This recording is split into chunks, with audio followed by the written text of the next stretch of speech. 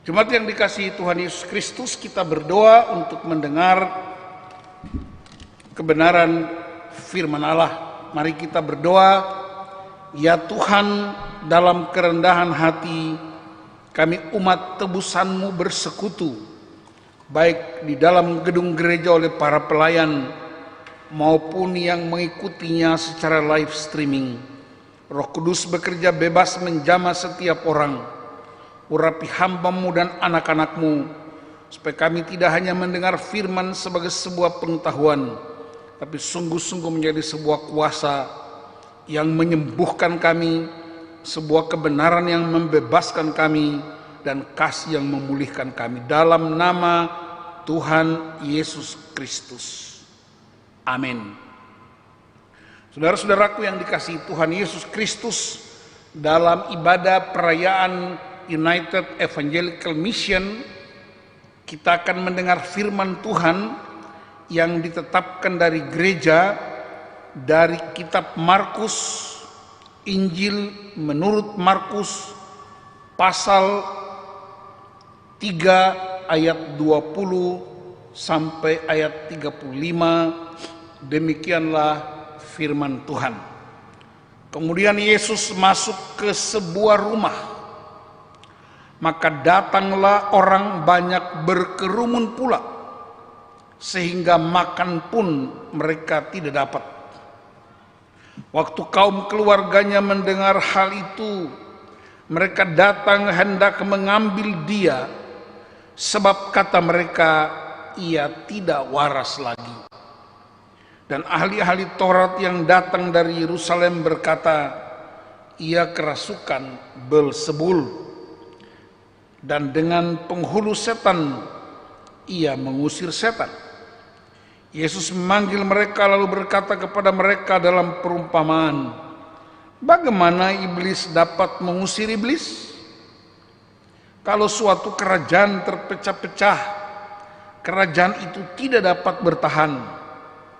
Dan jika suatu rumah tangga terpecah-pecah, rumah tangga itu tidak dapat bertahan.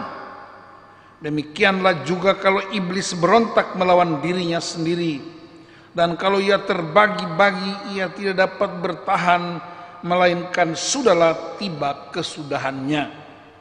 Tetapi tidak seorang pun dapat memasuki rumah seorang yang kuat untuk merampas harta bendanya, apabila tidak diikatnya dahulu orang kuat itu. Sesudah itu barulah dapat ia merampok rumah itu. Aku berkata kepadamu, sesungguhnya semua dosa dan hujat anak-anak manusia akan diampuni. Ya, semua hujat yang mereka ucapkan. Tetapi apabila seorang menghujat Roh Kudus, ia tidak mendapat ampun selama-lamanya, melainkan bersalah karena berbuat dosa kekal. Ia berkata demikian karena mereka katakan bahwa ia kerasukan roh jahat.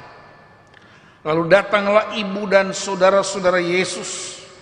Sementara mereka berdiri di luar, mereka menyuruh orang memanggil Dia. Ada orang banyak duduk mengelilingi Dia. Mereka berkata kepadanya, lihat, ibu dan saudara-saudaramu ada di luar dan berusaha menemui engkau. Jawab Yesus kepada mereka, siapa ibuku dan siapa saudara-saudaraku?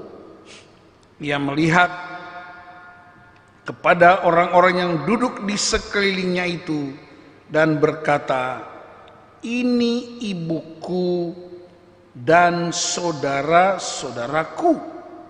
Barang siapa melakukan kehendak Allah, dialah saudaraku laki-laki, dialah saudaraku perempuan, dialah ibuku. Demikian bagian firman Tuhan yang kita renungkan hari ini. Terpujilah Tuhan Yesus Kristus. Jemaat yang dikasihi Tuhan Yesus Kristus, menjua-jua kita kerina. Minggu ini secara internasional gereja-gereja yang tergabung dalam UM atau yang disebut United Evangelical Mission yang kantor pusatnya berkedudukan di Jerman merayakan 25 tahun bergabung dalam arak-arakan pemberitaan Injil, pemulihan gereja, dan pemberdayaan warga gereja bagi bangsa-bangsa. Gereja Batak Karo Protestan sesungguhnya adalah hasil pekabaran Injil dari gereja di Belanda yang dikenal dengan pendekatan Johannes Calvin. Sementara VM itu adalah dari Jerman yang cenderung mengikuti pola dan cara Luther. Tetapi saudara-saudara, demi dan atas nama firman Tuhan, berbagai bentuk perbedaan doktrinal, berbagai bentuk perbedaan suku, ras, wilayah, negara, bangsa itu bisa ditembus oleh karena Kristus yang kita sembah adalah Kristus yang sama dulu, sekarang, dan sampai selama-lamanya. Jadi kekuatan Kristus itu menyatukan berbagai bentuk perbedaan. Pertama-tama dimulai dalam peristiwa Pentakosta menurut kesaksian Kisah Para Rasul pasal 2. Dan saudara-saudara, di Indonesia saja ada sejumlah gereja yang dimentori atau dibapai atau disponsori atau ditopang oleh United Evangelical Mission. Salah satu diantaranya adalah Gereja Batak Karo Protestan dan juga salah satu gereja Nias yang hari ini tata ibadahnya dipakai sebagai panduan utama ibadah minggu hari ini. Nah, apa kerjasama UM dengan GBKP? Catatan yang saya temukan, berdirilah Sentrum GBKP Alfa Omega dan KWK pelatihan kaum Moria secara khusus di Kabanjahe, Tanah Karo. Tetapi juga mereka juga menopang pelayanan-pelayanan di bidang kesehatan, bidang pendidikan, bidang penginjilan. UM juga melayani di benua Afrika, di beberapa negara di Asia. Jadi kita belajar bahwa ternyata kekuatan Injil itu menerobos semua sekat-sekat, menerobos semua tembok-tembok yang didirikan manusia. Sehingga suatu ketika Rasul Paulus berkata, dalam Kristus tidak ada perempuan, tidak ada laki-laki, tidak ada budak, tidak ada orang merdeka, tidak ada orang skit, tidak ada orang barbar, semuanya dalam Kristus. Kristus mati untuk semuanya, dia bangkit untuk semuanya, dan dia menyediakan tempat yang layak buat semuanya. Tidak peduli status, jabatan, asal-usul apapun.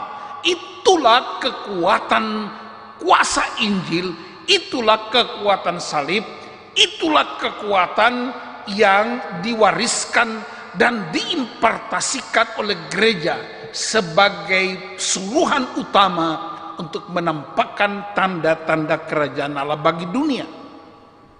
Nah, oleh karena hari ini ayat yang digunakan sebagai dasar perenungan kita dari kitab Markus pasal 30 ayat 20 sampai 35, ada dua prinsip yang berkembang di sana. Yang pertama, Yesus dicurigai, Yesus dituduh, Yesus dianggap oleh para pemimpin agama waktu itu, orang yang kerasukan roh Belzebul.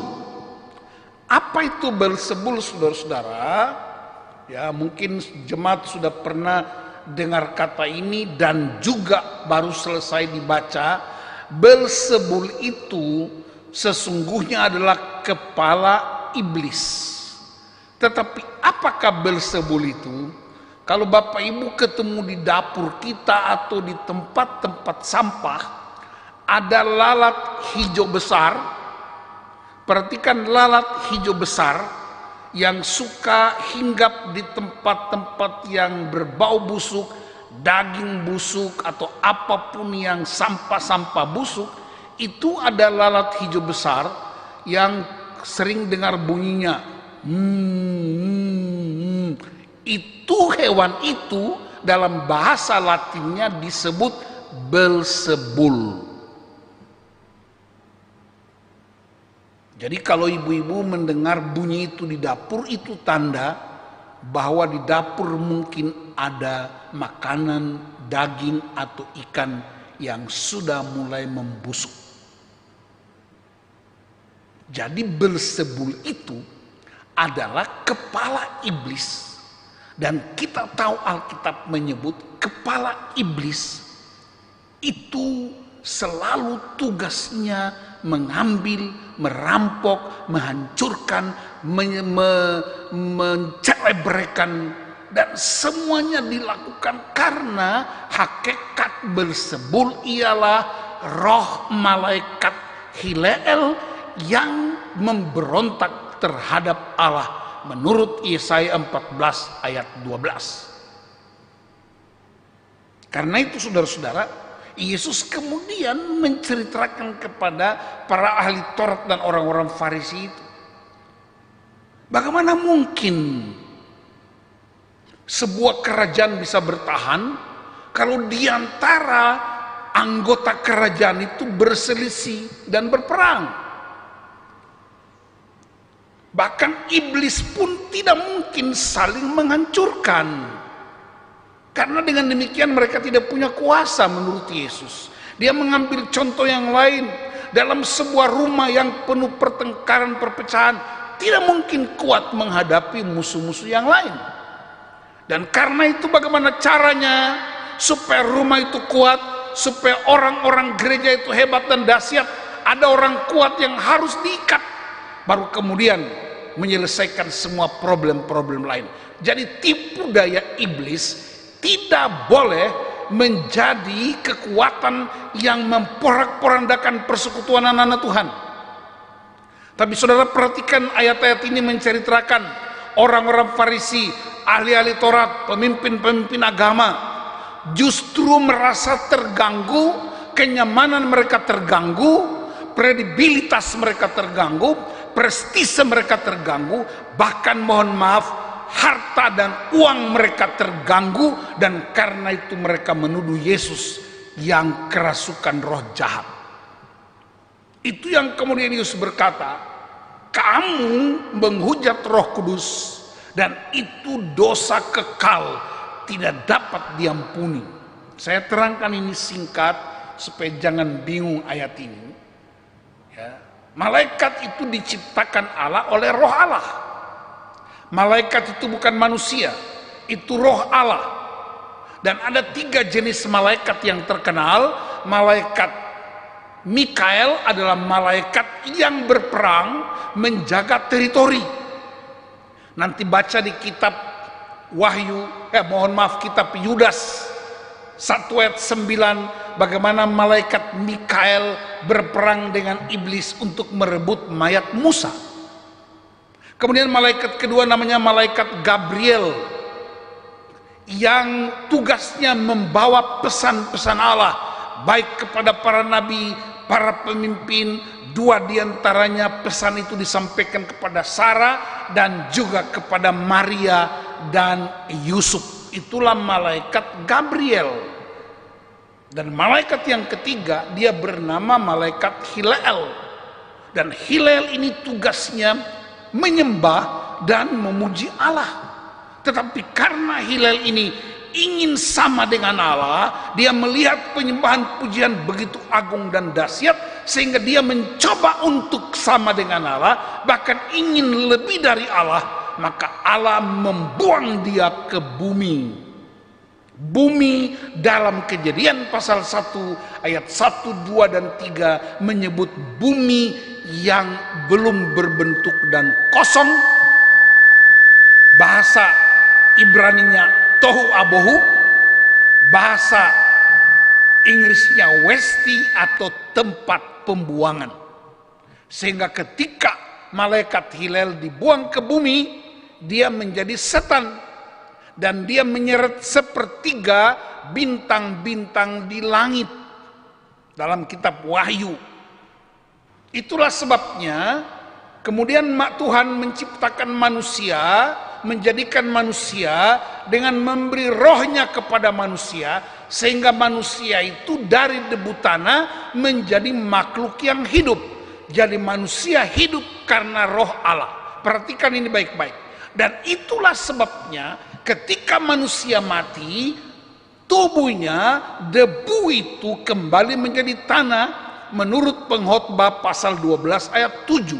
Sedangkan rohnya kembali kepada Allah. Untuk apa? Untuk menyembah Allah bersama-sama dengan Kristus yang lahir karena roh Allah. Itulah sebabnya Yesus berkata, siapa yang menghujat Roh Kudus, itu dosa kekal tidak mungkin diampuni, karena roh itu menyembah Allah. Bagaimana mungkin engkau bisa menyembah Allah sementara engkau menghujat rohnya?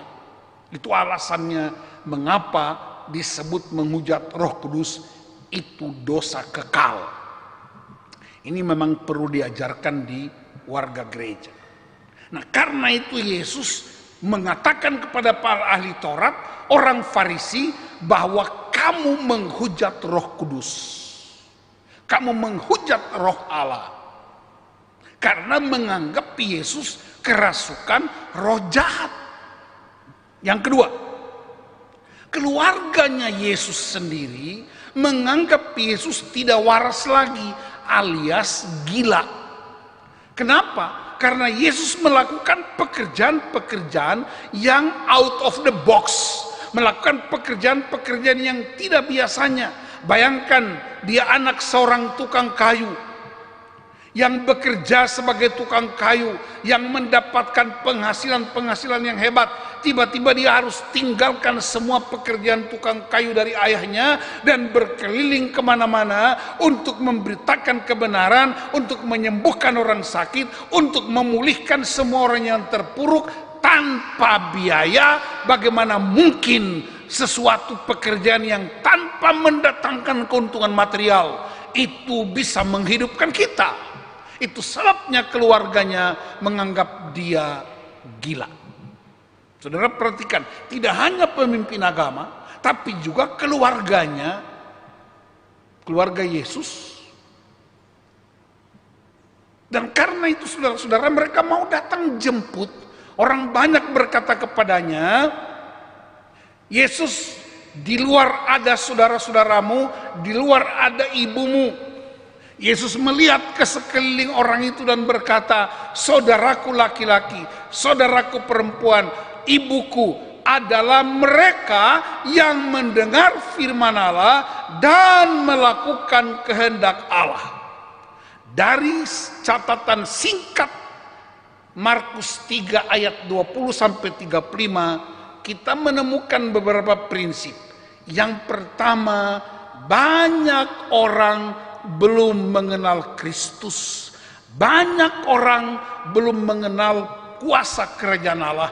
Bahkan anggota keluarga sendiri menolak kehadiran Kristus dalam hidup mereka. Tapi saudara-saudara perhatikan, sejak Injil mulai diberitakan, kuasa itu bekerja di Yerusalem, Yudea, Samaria, sampai ke ujung bumi. Dan salah satu ujung bumi itu ada di Indonesia. Betapa dahsyatnya pergerakan pemulihan gereja. Dan tidak hanya itu, tapi mereka yang mengalami firman Tuhan, mereka tidak hanya berdoa, tapi mereka membagikan hidupnya. Mereka tinggalkan tanahnya, tinggalkan kenyamanannya di Jerman, tinggalkan kenyamanannya di Belanda, tinggalkan semua yang mereka miliki, tinggalkan keluarganya, tinggalkan hartanya, dan mereka mencari jiwa-jiwa yang harus diselamatkan, dan salah satunya adalah gereja Batak Karo Protestan. Di zaman rasul-rasul tidak ada kapal laut, tidak ada pesawat terbang, tidak ada handphone, tidak ada wifi, tidak ada Zoom, tapi Injil menyebar ke seluruh dunia. Mereka bersedia untuk meninggalkan kenyamanannya, bersedia meninggalkan hartanya, bersedia meninggalkan semua fasilitas mewah, dan mereka pergi dan pergi dan pergi. Bahkan saya bisa bayangkan abad 18, orang-orang Jerman, orang-orang Belanda datang ke Indonesia, berlayar berhari-hari, bahkan berbulan-bulan, bahkan mungkin tahunan dari Eropa sampai ke Indonesia untuk menyelamatkan orang-orang Indonesia, untuk menyelamatkan orang-orang Karo karena Injil Kerajaan Allah. Itulah sebabnya menjadi wajar, menjadi sangat pantas kalau kita mensyukuri kedaulatan Allah yang begitu hebat buat manusia. Dalam pengajaran ini, mereka hendak mengatakan Yesus yang bilang bahwa saudaraku bukan sekandung ayah dan ibu saja, saudaraku bukan hanya kalimbubu, saudaraku bukan hanya anak beru, saudaraku bukan hanya satu marga, saudaraku bukan hanya satu kampung, satu suku, tapi saudaraku ialah mereka yang mendengar dan melakukan firman Allah di berbagai tempat. Itu sebabnya dalam pengakuan iman kita dikatakan, aku percaya kepada gereja yang kudus dan am. Kudus itu gereja yang terpisah dari dunia, am artinya menyeluruh. Sehingga itu yang disebut kita saling memberkati dalam tubuh Kristus. Saya bukan pendeta GBKP, saya pendeta Gereja Kristen Oikumene di Indonesia. Dan saya bisa melayani di GBKP. Pendeta-pendeta GBKP melayani di gereja-gereja lain, termasuk di gereja kami, adalah kekuatan yang sedang kita bangun supaya Beelzebul tidak punya tempat untuk memporak-porandakan tubuh Kristus, sehingga gereja terus bersatu, sebab kesatuan menurut doa Yesus dalam Yohanes 17, supaya dunia percaya bahwa Bapa dan Kristus itu satu. Yang kedua, dari pelajaran teks ayat Alkitab ini kita temukan ada 3 panggilan gereja. Panggilan yang disebut dengan marturia, panggilan yang disebut dengan diakonia, panggilan yang disebut sebagai koinonia. Sepanjang perjalanan gereja, 3 panggilan ini tidak pernah berakhir. Saya tidak tahu apa yang terjadi dengan kantor sinode, tapi saya mendengar berita bahwa di GBKP Jakarta Pusat saja yang sudah berdiri berapa puluh tahun ikut terlibat dalam problem-problem gereja, ikut terlibat membangun persekutuan yang kuat, koinonia, ikut terlibat dalam pekabaran Injil, marturia, ikut terlibat dalam diakonia gereja. Kita belum lebih hebat dari orang Jerman yang datang abad 18. Kita belum lebih hebat dari orang Belanda yang datang ke Indonesia. Kita belum lebih hebat dari rasul-rasul yang mengunjungi negara-negara di zaman jemaat mula-mula. Tetapi kita mesti mengambil bagian dalam kehidupan umat modern ini. Saya punya informasi yang dapat dipercaya bahwa GBKP Jakarta Pusat ikut menopang, mengutus penginjil Pak Krisman Tarigan ke Sumatera Selatan di daerah Komering. Itu salah satu topangan GBKP Jakarta Pusat.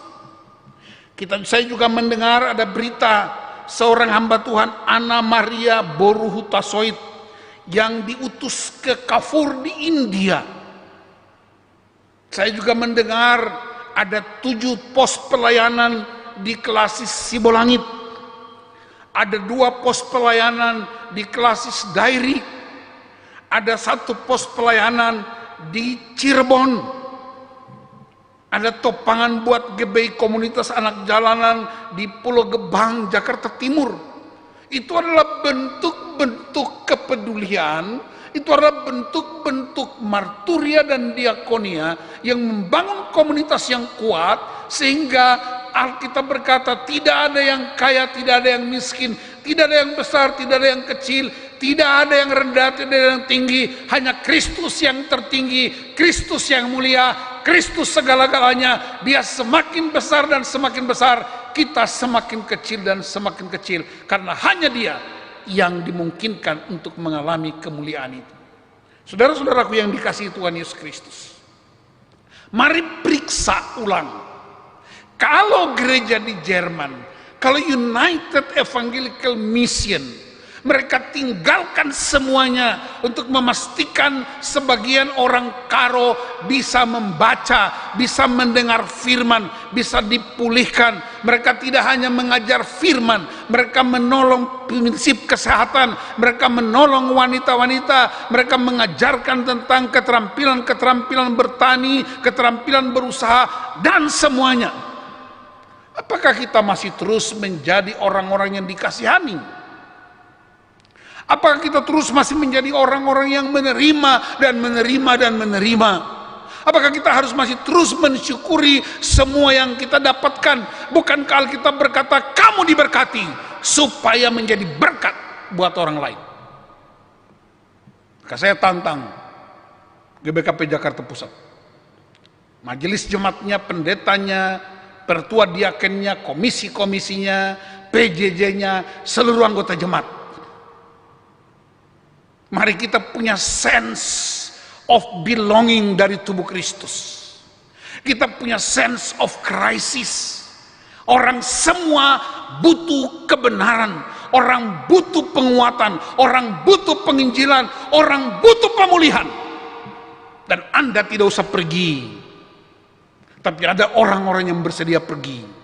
Sehingga Yesus berkata, di mana hartamu berada, di situ hatimu berada. Kalau hatimu buat gereja, uangmu pasti ditaruh di gereja untuk menopang pengabaran Injil, seperti yang dilakukan oleh United Evangelical Mission. Kalau engkau mencintai keluargamu, uangmu, hartamu pasti ada di dalam keluargamu. Seorang hamba Tuhan namanya Edwin Lewis Cole, dia berkata, hanya ada 2 ukuran kita mencintai gereja. Ukuran yang pertama ialah waktumu yang engkau sediakan buat gereja, dan ukuran yang kedua adalah uangmu yang engkau sediakan untuk menopang gereja melakukan misi kerajaan Allah bagi dunia. Karena itu saya himbau, saya ajak saudara-saudara hari ini, beri karena firman Allah, topanglah pekabaran Injil yang dilakukan setidak-tidaknya oleh GBKP Jakarta Pusat. Supaya GBKP Jakarta Pusat tidak hanya merayakan pembebasan, tidak hanya melakukan celebration karena United Evangelical Mission, tapi itu menjadi tantangan bagi kita bangkit untuk mematahkan kuasa Belzebul dan membagi hidup kita, menguatkan keluarga, menguatkan gereja, supaya gereja terus jadi berkat bagi banyak orang, kekoinonianya semakin kuat, diakonianya semakin bersahabat, dan marturianya membuat orang berkata, benar Yesus Kristus adalah Tuhan dan Juru Selamat. Yang ketiga, tidak hanya marturia, yang saya dapatkan berita ini dari Bapak Pertua Emeritus Bapak Rino, tentang hasil-hasil yang dikerjakan, walaupun mereka akui belum sempurna, tapi kita sudah memulai. Yang kedua, saudara-saudara, yang berikutnya diakonia. Ada 3 jenis diakonia yang juga Yesus lakukan. yaitu diakonia karitatif, membagi-bagi sembako. Itu namanya diakonia karitatif. Diakonia reformatif, kita membangun yayasan, kita membangun sekolah-sekolah, kita melatih orang-orang untuk hidup dalam pendidikan yang baik.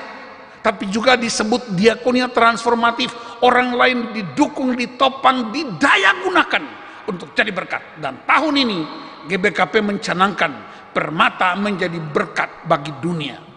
Dan karena itu saya tantang anak-anak muda, ambil momentum ini, bangkit dari semua kenyamanan kita, bangkit dari comfort zone, bangkit dari keinginan-keinginan yang terus menggerogoti kita. Keluarlah dari kenyamanan kita, jadi berkat. Ada banyak anak muda yang hancur di Jakarta ini, ada banyak orang yang terpuruk keadaannya, ada banyak orang belum menerima keselamatan. Belajar dari rasul-rasul di perjanjian baru, belajar dari United Evangelical Mission yang meninggalkan kenyamanan di Eropa dan datang ke tanah Karo untuk menolong orang-orang Karo dibebaskan dan hidup dalam kemuliaan. Maka waktunya kita bayar hutang. Roma 1 ayat 14, saya ulangi, Roma pasal 1 ayat 14, Rasul Paulus berkata, aku berhutang kepada orang-orang Yahudi, aku berhutang kepada orang-orang terpelajar, aku berhutang kepada orang-orang tidak terpelajar, dan cara membayar hutang ialah aku pergi memberitakan Injil kepada segala bangsa. Kita berhutang kepada rasul-rasul, kita berhutang kepada UM, dan karena itu kita lakukan pemberitaan firman untuk membebaskan orang lain. Saya salah satu pendeta, dulu waktu mahasiswa, saya penerima beasiswa dari seorang janda tua di negeri Belanda. Waktu itu para janda di negeri Belanda mengumpulkan gaji-gaji mereka untuk menopang mahasiswa-mahasiswa teologi. Itu sejak tahun 60-an. Saya sekolah tahun 81, saya salah satu dari mahasiswa penerima beasiswa. Ketika saya dapat kesempatan ke Belanda, saya tidak temukan wanita itu lagi karena dia sudah meninggal dunia, bahkan kuburannya pun tidak tahu di mana. Tapi saya punya tekad yang kuat. Saya harus bayar utang. Bagaimana cara bayar utang? Saya beritakan Injil kemanapun. Baik di dalam negeri, di luar negeri, di dalam kota, di luar kota, kota besar, kota kecil, desa-desa. Itulah cara kita mengalami kebenaran firman Tuhan. Tuhan memberkati saudara-saudara, khususnya GBKP Jakarta Pusat, untuk tidak hanya mensyukuri 25 tahun United Evangelical Mission, tapi ikut terlibat di dalamnya. Persembahkan hidupmu, waktumu, anak-anak muda, bapak-bapak, ibu-ibu, persembahkan danamu untuk menopang Injil, bukan di Jerman lagi, bukan di Eropa lagi, tapi di tanah Karo, di tanah Sumatera, di Sulawesi, di Papua, di Maluku, di Kalimantan. Itulah bagian kita. Bahkan tetangga kiri kanan muka belakang, mereka akan mengalami kedahsyatan gereja, karena Tuhan dirikan gereja untuk membuat banyak orang mengenal Dia sebagai Allah yang hidup. Saya tegaskan sekali lagi, jangan beri kesempatan kepada iblis. Menurut pembacaan kita Efesus pasal 3-4 tadi. Dan marilah kita berjuang bersama-sama membangun tubuh Kristus untuk menjadi berkat bagi sesama, bagi gereja, berbagai macam gereja, bagi kota dan bangsa kita. Tuhan memberkati saudara-saudara, bujur ras menjua-jua. Haleluya. Amin. Kita berdoa untuk firman Tuhan. Bapa, terima kasih, hamba-Mu terbatas. Tapi biarlah kebenaran hari ini menggairahkan kami, menolong kami sebagai gereja untuk peduli terhadap orang lain, seperti layaknya orang lain pernah peduli atas hidup kami. Terpuji-pujilah nama-Mu di dalam nama Tuhan Yesus Kristus. Haleluya. Amin.